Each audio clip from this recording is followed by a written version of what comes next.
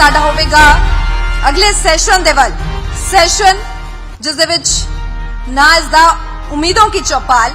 ਤਾਂ ਹੁਣ third session ਦੇ ਵੱਲ ਵਧਦੇ ਹਾਂ ਜਿਸ ਦੇ ਵਿੱਚ ਗੱਲ ਉਮੀਦੋਂ ਕੀ ਚੌਪਾਲ ਦੀ ਕਰਾਂਗੇ। ਤਾਂ ਜਿਸ ਦੇ ਵਿੱਚ students of Lamrin tech skill university Ropar perform ਕਰਨ ਜਾ ਰਹੇ ਨੇ। ਤਾਂ ਉਹ ਲੈ ਕੇ ਹਾਜ਼ਰ ਨੇ ਇੱਕ ਨੁੱਕੜ ਨਾਟਕ। ਬੀਇੰਗ ਮੀਡੀਆ ਪ੍ਰੋਫੈਸ਼ਨਲਸ ਅਸੀਂ ਸਭ ਫੋਕ ਮੀਡੀਆ ਦੀ ਇੰਪੋਰਟੈਂਸ ਨੂੰ ਚੰਗੀ ਤਰ੍ਹਾਂ ਜਾਣਦੇ ਹਾਂ।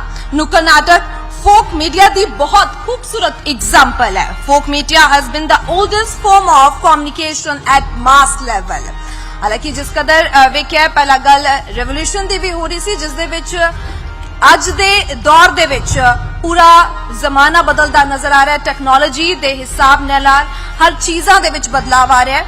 folk media ਨੁੱਕੜ ਨਾਟਕ ਜੋ ਪਹਿਲੇ ਦੇ ਸਮੇਂ ਦੇ ਵਿੱਚ ਇਸ ਜ਼ਰੀਏ ਦੇ ਨਾਲ ਆਪਣਾ ਮੈਸੇਜ ਕਨਵੇ ਕਰਦੇ ਸੀ ਤਾਂ ਉਥੇ ਅਸੀਂ ਇਸ ਦੀ ਝਲਕ ਅੱਜ ਵੇਖਾਂਗੇ। ਤਾਂ ਕੁਝ ਹੀ ਦੇਰ ਦੇ ਵਿੱਚ ਸਟੂਡੈਂਟਸ ਤੁਹਾਨੂੰ ਇਹ ਪਰਫਾਰਮੈਂਸ ਦਿਖਾਉਣਗੇ। ਤਾਂ ਫੋਕ ਮੀਡੀਆ ਦੇ ਵਿੱਚ ਨੁੱਕੜ ਨਾਟਕ ਜੋ ਸਭ ਤੋਂ 올ਡੈਸਟ ਫਾਰਮ ਰਿਹਾ ਹੈ ਤਾਂ ਉਸ ਦੇ ਵਿੱਚ ਕਿਸ ਕਦਰ ਵੇਖਦੇ ਸੀ ਕਿ ਮੈਸੇਜ ਕਨਵੇ ਹੁੰਦਾ ਸੀ ਨੁੱਕੜ ਨਾਟਕ ਦੇ ਜ਼ਰੀਏ। ਹਾਲਾਂਕਿ ਕਾਫੀ ਚੇਂਜਸ ਹੁਣ ਆ ਚੁੱਕੀਆਂ ਨੇ। ਫੋਕ ਪ੍ਰਿੰਟ ਬ੍ਰੌਡਕਾਸਟ ਹੁਣ ਡਿਜੀਟਲ ਤੱਕ ਅਸੀਂ ਪਹੁੰਚ ਚੁੱਕੇ ਆ।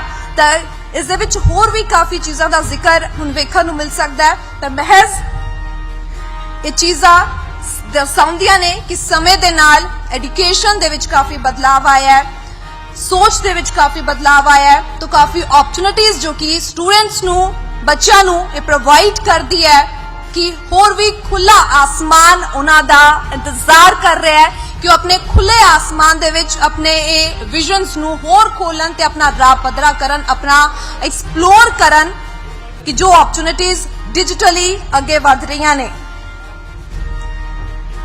ਤਾਂ ਸਟੂਡੈਂਟਸ ਸਾਡੇ ਨਾਲ ਮੌਜੂਦ ਨੇ ਜਿਨ੍ਹਾਂ ਦੇ ਵੱਲੋਂ ਇਹ ਪਰਫਾਰਮੈਂਸ ਦਿੱਤੀ ਜਾਣੀ ਹੈ।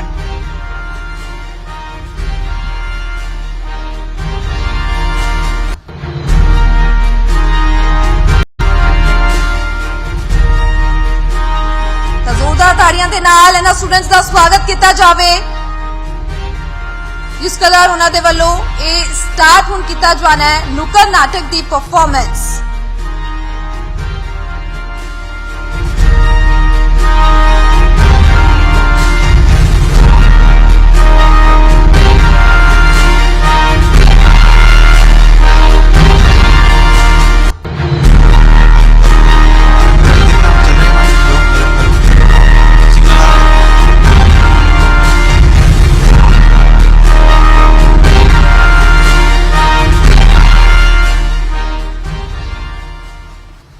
सत श्री अकाल सबनू, मेरा नाम डिम्पल पावा और मैं हूं सार्थक मंत्री और हम हैं आपके नरेटर्स आज के इस प्ले के लिए जहां हम आपको इस समाज की सच्चाई से रूबरू कराने वाले हैं। किस तरीके से हमारे देश का युवा डिग्री कंप्लीट होने के बाद भी, एजुकेशन कंप्लीट होने के बाद भी क्यों बेरोजगार रह जाता है।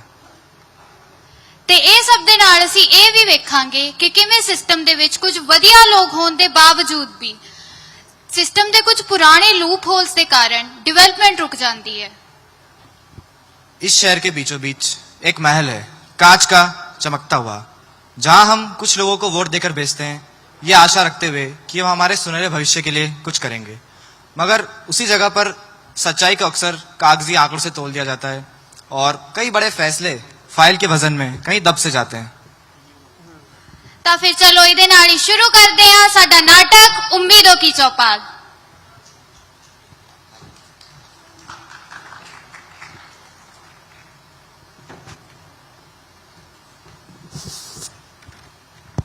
गुड मॉर्निंग मंत्री जी।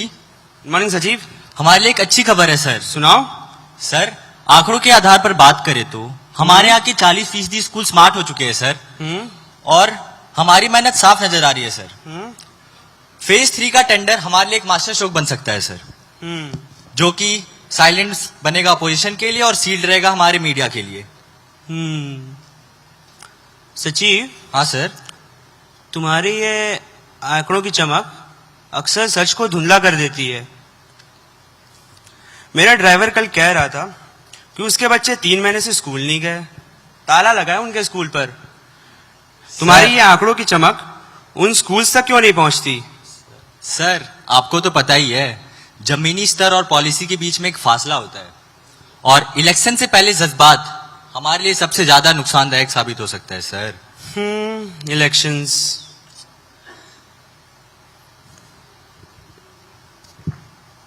रुकिए सर, सर आपको अंदर अलाउड नहीं है। अरे तुम्हारा नाम क्या है? रामपाल। रामपाल, मुझे लगता है तुम यहाँ नए हो। Yes sir. एक काम करो, मंत्री जी से कह दो कि कॉन्ट्रैक्टर साहब आए हैं। Okay sir. Sir Gupta ji आए हैं, ठेकेदार गुप्ता, बुला लो। सर आप अंदर जा सकते हो। नमस्ते मंत्री जी। मंत्री जी, ये मेरा 100 करोड़ का टेंडर, और इसमें आप जानते हैं 70 करोड़ प्रोजेक्ट में, बाकी 30 करोड़ आप जानते हैं कहाँ जाने हैं। मतलब या तो चोरी या फिर काम होने में काफी विलंब, डिले। मंत्री जी, या तो आप रह सकते हो या फिर आपकी योजना। तमीज से ठेकेदार, भूलो मत अभी तुम कहां बैठे हो। और मैं नहीं कर रहा ऐसी किसी फाइल पर साइन, और मैं क्या, इस पर कोई जूनियर अधिकारी भी साइन नहीं करे। मंत्री जी, दबाव में आपसे ऊपर वाले मंत्री भी साइन करेंगे। आप हमें धमकी दे रहे हैं? मंत्री जी, गुस्से को ठंडा रखिए और ये मिठाई समझ के एक बार देखिए और अपना फैसला फिर सुनाइए। घूस? आप हमें घूसखोर समझते हैं? ले जाइए इसे, और आप दोबारा आप अपना चेहरा मत दिखाइएगा हमें। निकल जाइए। मंत्री जी शांत हो जाए, शांत हो जाए। क्रोध आपके सेहत के लिए अच्छी नहीं है मंत्री जी। क्या समझते हैं? कोई हम नहीं घूसखोर हैं? सब आपको घूसखोर लगते हैं यहाँ पर? कोई नहीं कि मंत्री। काम दिया, पैसा दिया और कर देंगे। निकल जाइए आप यहाँ से। सिक्योरिटी, दोबारा आ मत जाइएगा यहाँ पर। इन्हें रास्ता दिखाओ। कोई नहीं मंत्री जी, आगे भी हमारे रास्ते बहुत टकराएंगे। मेरा नाम याद रखना, यहाँ पे मेरा आना जाना फिर लगा रहेगा। देख लेंगे। सचिव, हाँ सर। ये आपकी जिम्मेदारी है हाँ सर। कि ऐसे लोग दोबारा इस जगह पर ना आए। ठीक है सर। समझ गए आप? ठीक है सर, आज से बंद इनका। सर मुझे मंत्री जी से मिलना है। क्यों? सर मैं एक स्कूल का हेडमास्टर हूँ, स्कूल की छत गिर गई सर, मुझे मंत्री जी से मिलना है, काफी बच्चे दब गए उसमें। अरे तुम्हारे जैसे लाखों आते, चलो भागो।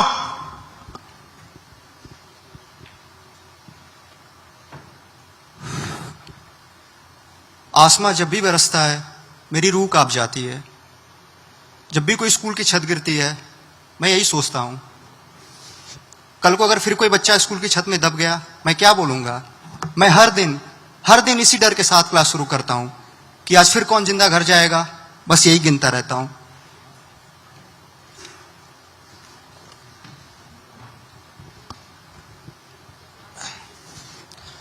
देखिए, कहने को तो स्कूल्स में हमारे देश का भविष्य संवारा जाता है, पर उसकी स्कूल की छत से टपकती हुई पानी की बूंदें हमसे, हमारे सिस्टम से एक बहुत बड़ा सवाल पूछती है, जिसका ना चाहते हुए भी हमारे पास कोई जवाब नहीं है। अरे सार्थक, तुझे पता है हमारी जो वो पड़ोस वाली आंटी है सुनीता आंटी, उनका एक बड़ा बेटा है रोहन। उसने अच्छे मार्क्स के साथ अपनी डिग्री तो पूरी करी, पर उसके माँ बाप अभी भी दुखी हैं। और ऐसा क्यों? चलिए देखते हैं ऐसा क्यों।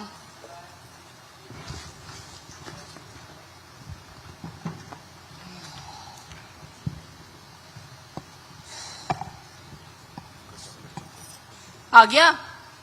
जी माँ, मैं आ गया। तेरे छोटे भाई की स्कूल की फीस का नोटिस आया है।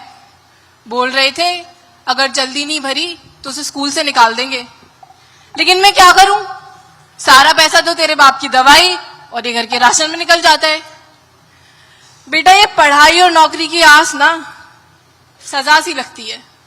माँ, मेरी डिग्री ने मुझे कर्ज की बेड़ियों में बांध दिया है। 90% लाकर भी मैं पिज्जा बेच रहा हूँ, और ये कहते हैं देश का युवा ही देश का फ्यूचर है, पर यहाँ तो मैं EMI भरने के लिए भी तड़पते रहता हूँ। माँ, काश मेरी कॉलेज ने मुझे ऐसी स्किल सिखाई होती जिस वजह से मैं भी किसी बड़े मुकाम पर पहुंच पाता। माँ, कहीं का नहीं छोड़ा है इनने में।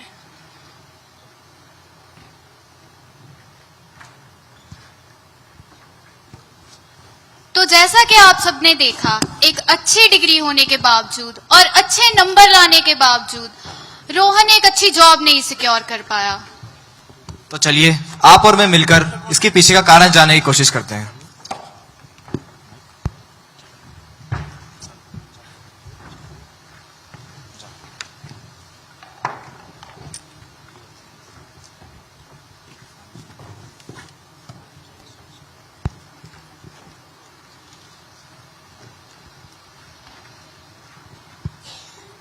रुक जाओ, कहाँ जा रहे हो?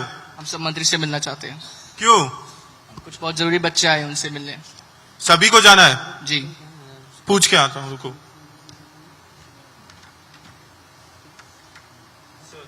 कुछ रिपोर्टर और बच्चे आए मिलने मंत्री जी से। बच्चे Yes. बच्चे इस देश के भविष्य है और मंत्री जी को बच्चों को समस्याओं का समाधान ढूंढना प्राथमिकता लगता है।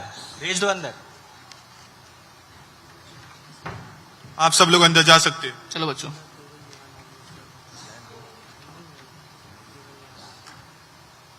सर, ये दोनों उसी ब्लॉक के स्कूल से जहाँ पे रूफ वाला केस हुआ था। आप एक बार इनकी कहानी सुन लीजिए। रूफ वाला केस? कौन सा रूफ वाला केस? सर, वही जो बरसात के मौसम में सरकारी स्कूल गिर गई थी। अच्छा, बैठो बच्चों। नमस्ते सर। नमस्ते। तुम्हारा नाम क्या है? सर निखिल शर्मा। तुम्हारा? अर्जुन। बोलो, क्या बोलने आए थे? सर, स्कूल तो ठीक ठाक था, पर टीचरों के पास सर टाइम नहीं था और मेरे पास कोई रास्ता नहीं। इसीलिए सर मैंने 10th के बाद ITI किया, फिर वेल्डिंग का काम सीखा। आज सर मुझे फैक्ट्री में काम मिल गया है। डिग्री नहीं है सर मेरे पास, पर हुनर है, जिसकी वजह से आज मेरा घर चल पा रहा है। तुम? सर मैंने भी बीटेक किया है, जहाँ सिर्फ थ्योरी सिखाते थे, ना कोई लैब, ना कोई वर्कशॉप, ना ट्रेनिंग। और इंटरव्यू देने जाता हूँ, वहाँ पूछते हैं स्किल्स क्या है, तो मैं कोई जवाब नहीं दे पाता हूँ, चुप खड़ा रहता हूँ। एक ही स्कूल से पढ़े हुए दो बच्चे, दोनों ने चुने दो रास्ते और दोनों में इतना फर्क? सर फर्क बस इतना है कि स्कूल ने हमें पढ़ना सिखाया और स्किल्स ने हमें जीना। अगर वहाँ थोड़ा बहुत स्किल सिखाते हमें, तो आज हम बेरोजगार नहीं होते सर। स्किल्स, समझ रहे हो सचिव? जी सर। ये सिर्फ रूफ केस की दिक्कत नहीं, ये पूरी एजुकेशन पॉलिसी की दिक्कत है। और ये रूफ केस और इन बच्चों की हालात के बारे मुझे क्यों नहीं पता? सर, आपको तो पता है इस सिस्टम के बारे में। सच्चाई और असलियत कभी लोगों के सामने आ ही नहीं पाती है, क्योंकि कभी उन्हें रिकॉर्ड ही नहीं करी जाती सर।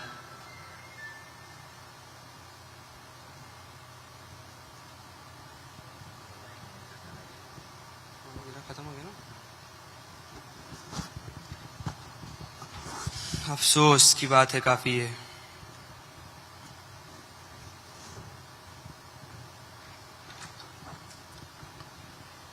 तो जैसा हमने देखा कि हमारे युवा बेरोजगार हैं डिग्री होने के बाद भी, क्योंकि उन्हें पूरी अपने स्कूल लाइफ में, कॉलेज लाइफ में एजुकेशन तो मिली है, लेकिन उनकी स्किल्स।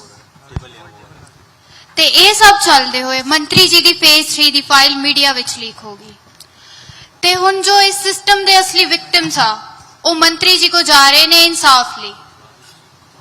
तो चलिए जानते हैं आखिर वो मंत्री से मिलकर क्या कहना चाहते हैं।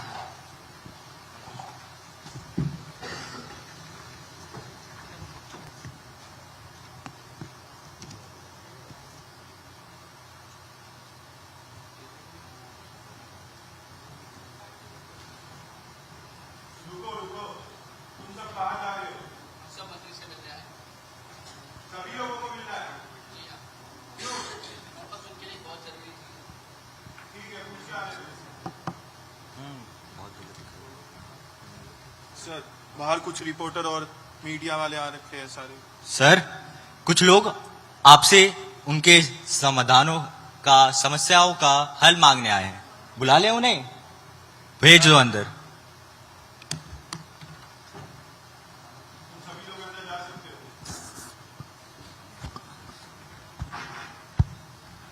Sir, this is Sanjay Singh from ABC news. आपकी ये फाइल लीक हो चुकी है, कल सुबह तक हर न्यूज चैनल पर होगी। या तो आप आज सच बोलेंगे या फिर कल हर न्यूज़ चैनल पर टेलीकास्ट की जाएगी। इन फाइल्स पर साइन किसने और कैसे कर दिया? इतने घपलेबाजी है इसमें, पूरा सिस्टम ही शामिल है इन सब में। समझ रहे हो, ये बस एक गलती नहीं है, पूरा डिजाइन है, पूरा सिस्टम इसी तरीके से बना हुआ है। सर, जब एक स्कूल की छत गिरती है तो सिर्फ एक दीवार नहीं गिरती, गिरता है सैकड़ों बच्चों का भविष्य और हजारों माओं की उम्मीदें। और मैं तो एक टीचर हूं ना सर, डॉक्टर तो नहीं। मुझे स्कूल के बच्चों को पढ़ाने आता है, ना कि बचाने। सर, कल मेरे छोटे बेटे ने मुझसे पूछा, माँ स्कूल जाना जरूरी है क्या? मैं क्या जवाब दूं सर, जब स्कूल ही मौत बन जाए। और अगर बच्चा बच भी गया तो आगे क्या सर? मैं डिग्री करूं या लोन के पीछे भागूं या बेरोजगारी में तड़पते रहूं सर? सर, हम सिस्टम के प्रोडक्ट हैं और सिस्टम हमारा ही कत्ल कर देता है हर बार। सर, ये कैसा इंसाफ है सर? सचिव जी सर। तुम जानते थे ना, ये जितना भी पैसा इस टेंडर पर जा रहा है, ये सारे स्कूल रिपेयर का पैसा था? हाँ, कुछ हद तक सर, मुझे भी पता था, पर अगर मैं बोलता सर तो मैं भी लाइन में खड़ा रहता। Suspension, transfer, inquiry. सर, आपको तो पता ही है, सच बोलने वाले को तो सिस्टम कच्चा चबा जाती है सर।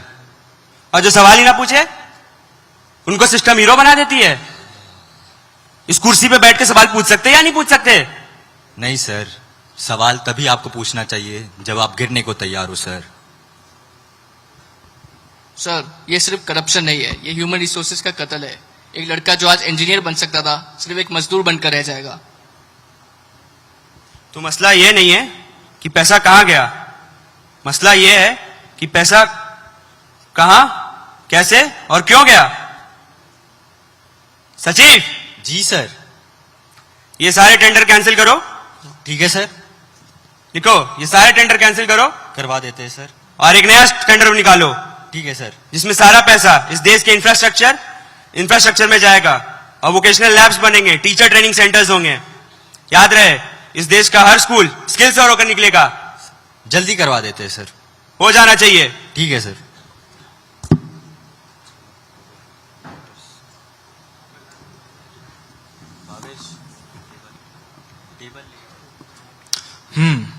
तो मंत्री जी ने सिस्टम के खिलाफ जाकर एक बड़ा डिसीजन तो ले लिया है, लेकिन क्या इस डिसीजन का उनकी कुर्सी पर कोई फर्क पड़ेगा? क्योंकि आप और मैं सब जानते हैं प्रेशर हर तरफ से होगा। और अब तो ठेकेदार भी मंत्री जी के खिलाफ होगा। तो फिर चलिए देखते हैं हमारे मंत्री जी क्या फैसला लेते हैं।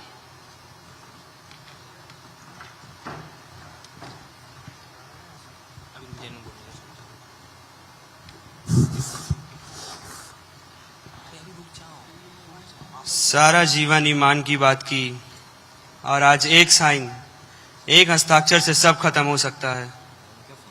बच्चों की पढ़ाई, घर का लोन, माँ की दवाई।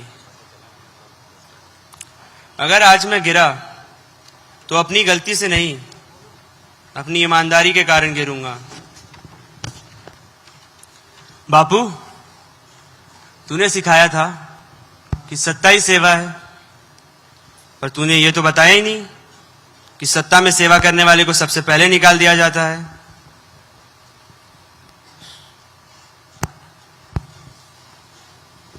आज पहली बार समझ आ रहा है कि नेता बनना कितना आसान है और ईमानदार बना रहना कितना मुश्किल। सर, आप केवल एजुकेशन में नहीं, पूरे देश में इन्वेस्ट कर रहे हैं। अरे देश तो तब बनेगा जब हर हाथ में हुनर हो, स्किल हो और हर युवा के पेट में रोटी हो और उनके हाथ पास एक रोजगार हो। मंत्री जी, अभी भी टाइम है, नया टेंडर वापस लीजिए और मेरे वाले पे साइन कीजिए। आप फिर आ गए। मैंने कह दिया तो मतलब कह दिया, अब ये नहीं होगा। धन्यवाद। जैसा आपका मन मंत्री जी। सर, हाई कमांड में आपको निकालने की बात करी जा रही है। लगता है कल से आप पे इंक्वायरी बैठने वाली है और हर ईमानदार मंत्री की तरह आपको भी मीडिया में करप्टेड घोषित कर दिया जाएगा। सर, बढ़िया है, बढ़िया है। सर, कल से पूरी मीडिया का नैरेटिव आपके खिलाफ चलेगा। मैं आपका स्टेटमेंट रिकॉर्ड कर सकता हूं? नहीं, सच कहने वाले को करप्ट कहना सिस्टम का पुराना तरीका है। और आप मेरा स्टेटमेंट रिकॉर्ड मत करें। स्टेटमेंट रिकॉर्ड करके आप इसे बार बार चलाएंगे और मुझे हीरो बना देंगे। इस देश को हीरो की नहीं, स्कूल, स्किल्स और हुनर की जरूरत है।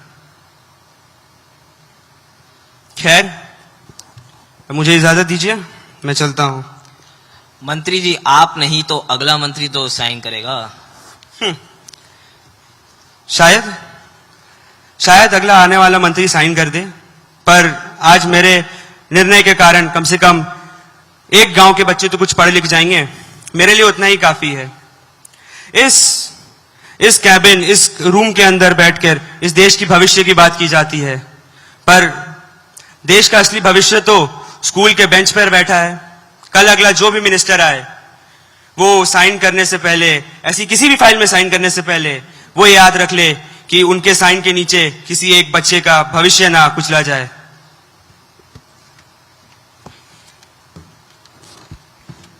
Sir thank you so much sir. Sir आपकी वजह से एक स्कूल बच गया सर। एक तो बच गया, पर अगर हम हर हाथ में हुनर दे दे तो ऐसे काफी हजारों स्कूल बच जाएंगे और रूफ केस या फिर बच्चों को कम उम्र में काम करने की जरूरत नहीं पड़ेगी। खैर, ठीक है। Thank you sir.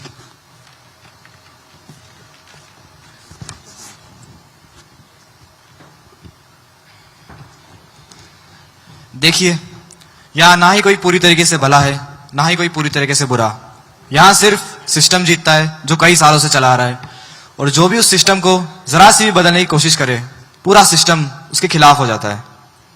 ਤੇ ਜਿਵੇਂ ਉਹ ਕਹਿੰਦੇ ਹੀ ਹੁੰਦੇ ਆ ਕਿ ਤਕੜੀ ਦਾ ਪੱਲਾ ਝੁਕਿਆ ਰਹਿੰਦਾ, ਪਰ ਨੇਕੀ ਦਾ ਵਜ਼ਨ ਹਮੇਸ਼ਾ ਨਹੀਂ ਚੜਦਾ। और जिस दिन हमारा सच बोलना हमारी कुर्सी बचाने से महंगा ना रहे, उस दिन हमारी उम्मीदों की चौपाल सच में जिंदा होगी। Thank you.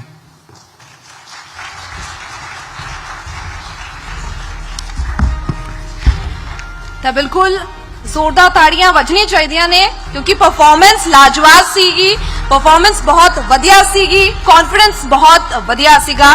ਤੇ ਮੈਂ ਰਿਕੁਐਸਟ ਕਰਾਂਗੀ ਸਾਰੇ ਪਾਰਟਿਸਪੈਂਟਸ ਨੂੰ ਕਿ ਉਹ ਸਟੇਜ ਤੇ ਬਣੇ ਰਹਿਣ, ਤੇ ਨਾਲ ਹੀ ਮੈਂ ਰਿਕੁਐਸਟ ਕਰਦੀ ਹਾਂ ਇਹਨਾਂ ਦੇ ਫੈਕਲਟੀ ਮੈਂਬਰਸ ਨੂੰ ਕਿ ਪਲੀਜ਼ ਉਹ ਸਟੇਜ ਤੇ ਆ ਜਾਣ।